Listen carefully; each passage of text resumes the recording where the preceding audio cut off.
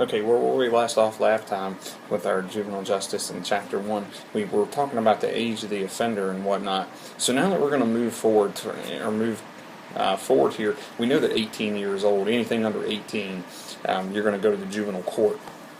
But there's some things that we need to look at too, and one of those major things that I really want to spend some time with you on this particular lecture is parens patriae. Now it's a Latin term.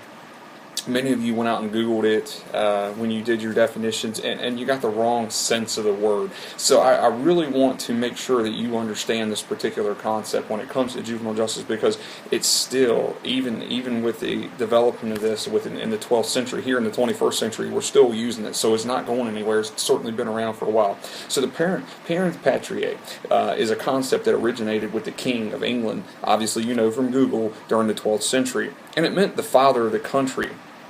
Well, it applied to juvenile matters. Parens patriae means the king is in charge of the making decisions and has a responsibility for all the matters involved in juveniles. Now, we don't have kings in the state of Virginia. We know that. However, within the scope of the English common law, which we don't have common law in the state of Virginia. You guys know that from being in the class.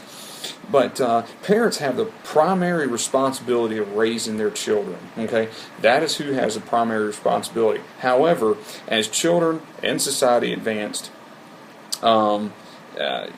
children beyond the age of 7, they acquired some measurability of responsibility for their own actions. So common law is saying at the age of 7, someone is now cognitively able to be responsible for their decisions and their actions. But the accountability then switched over to the state whenever kids are 7 years old and they violated the law. So in the name of the king, chancellors in various districts adjudicated matters involving juveniles and offenses they committed. Juveniles had no legal rights or standing in any court. Now this was obviously in the 12th century. Things have changed now. You do have legal rights and whatnot. In effect, children were wards of the court. The court was basically responsibility, or had the responsibility of safeguarding the juvenile that committed the crime. So that is how parens patriae is so important to the juvenile justice system.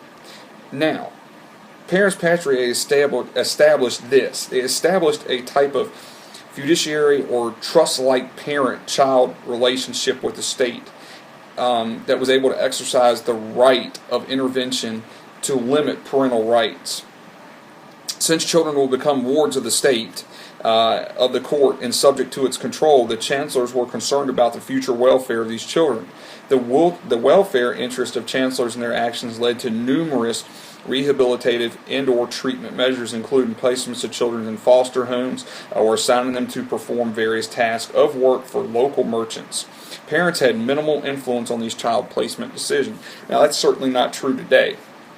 Parents, if you familiarize yourself with some juvenile justice shows beyond Scared Straight, courts are asking these parents, do you want them to come home?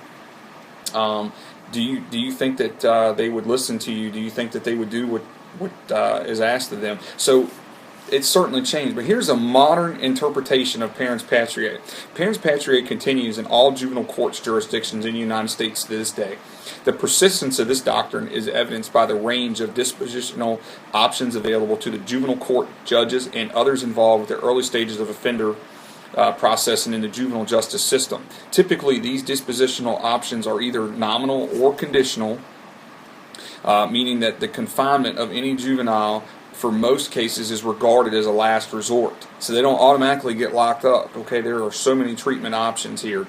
Nominal or conditional options involve various sanctions. So you can get a verbal warning, you can get a reprimand, you can get a diversion, which is where they put you in a program, probation, making financial restitution to the victim, performance of community service. Okay, and we're all familiar with that. Another factor is the gradual transformation of the role of prosecutors in JD&R court, juvenile justice court.